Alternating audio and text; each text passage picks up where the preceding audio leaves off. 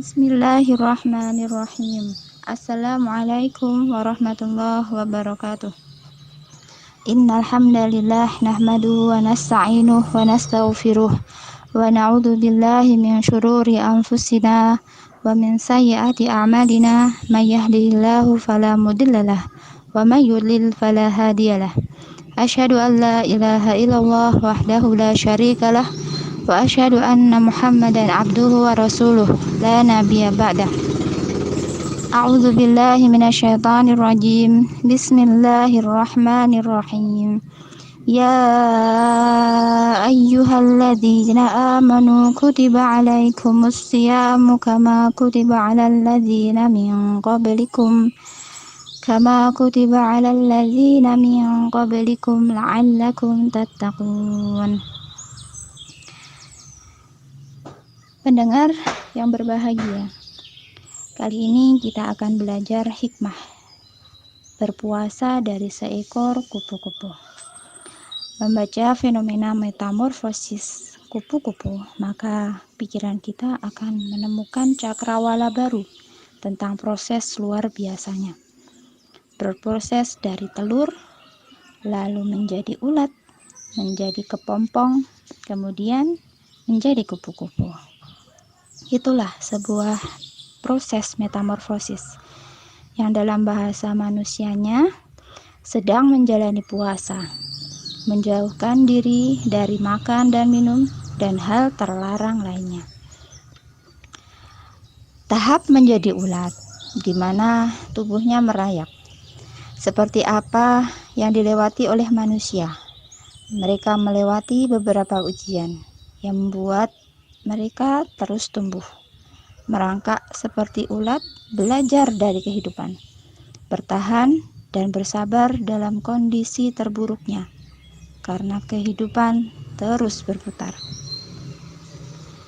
Saat menjadi kepompong, dari saat menjadi kepompong inilah kita diajarkan bahwa manusia harus lebih banyak belajar tentang cintanya kepada Sang Pencipta, belajar tentang hubungannya dengan Allah Subhanahu wa Ta'ala. Di saat ia menemukan cintanya dengan Allah Subhanahu wa Ta'ala dan banyak bermuhasabah, maka ia harus bisa bersabar dan kuat saat keluar dari zona nyamannya. Karena di saat kondisi ternyaman datang, itu pun merupakan ujian. Kondisi nyaman dan buruk itu sama saja. Bedanya, jika kondisi nyaman, kita harus melewatinya dengan penuh syukur dan sukacita. Dan jika kondisi terburuk dialami kita, harusnya kita melewatinya dengan syukur dan sabar. Kemudian tahap menjadi kupu-kupu, di mana setiap usaha membuahkan hasil. Kupu-kupu menjadi indah. Setiap proses yang akan dilewati dengan sabar, keimanan, dan perjuangan. Bukan dari proses yang instan. Seperti kupu-kupu, butuh waktu 14-16 hari dari ulat menjadi kupu-kupu. Dan untuk keluar pun dari kepompong tidak bisa instan. Misal dibantu manusia, justru akan mengakibatkan kupu-kupu cacat, tidak bisa terbang. Hal ini mengajari kita bahwa perubahan besar haruslah kita sendiri yang melakukan. Karena Allah Subhanahu wa Ta'ala juga tidak akan merubah nasib manusia jika manusianya sendiri tidak mau merubahnya. Jalanilah setiap fase atau episode kehidupan ini dengan jiwa yang besar. Niatkan untuk berubah menjadi lebih baik dan terus menjadi lebih baik. Menjadi manusia yang bertakwa dan disayang Allah Subhanahu wa Ta'ala. Sedikitnya ada 3 tipe yang manusia yang disayang oleh Allah Subhanahu wa Ta'ala. Yang pertama, orang-orang yang berjalan di muka bumi dengan rendah hati atau tidak sombong. Dan apabila ada orang jahil menyapa, mereka mengucapkan kata-kata yang baik. Dalam Al-Furqan, surat Al-Furqan ayat 63. Demikian orang mukmin yang berpuasa, senantiasa menyebarkan kelembutan dan keindahan, tidak berbuat keonaran dan kerusakan, sebagaimana sifat kupu-kupu yang hinggap di sebuah dahan yang tidak akan ada yang patah sekecil apapun dahan yang dihinggapinya. Masya Allah. Kedua, mereka yang senantiasa mendirikan sholat 5 waktu, menghabiskan malamnya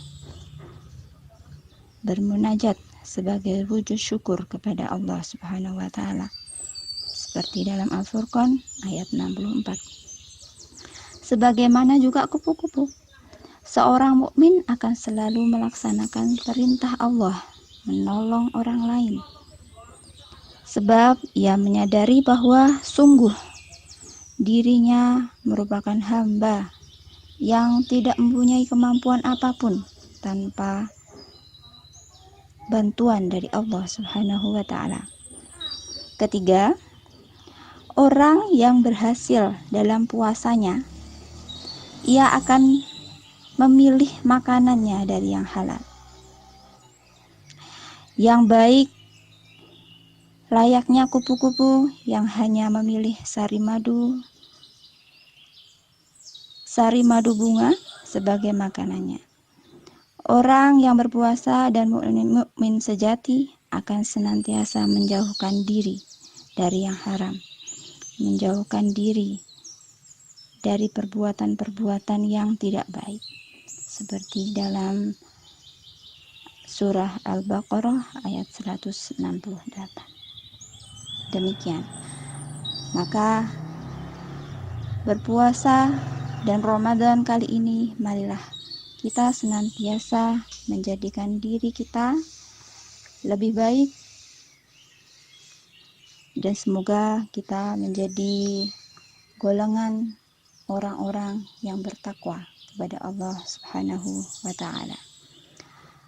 Wassalamualaikum warahmatullahi wabarakatuh.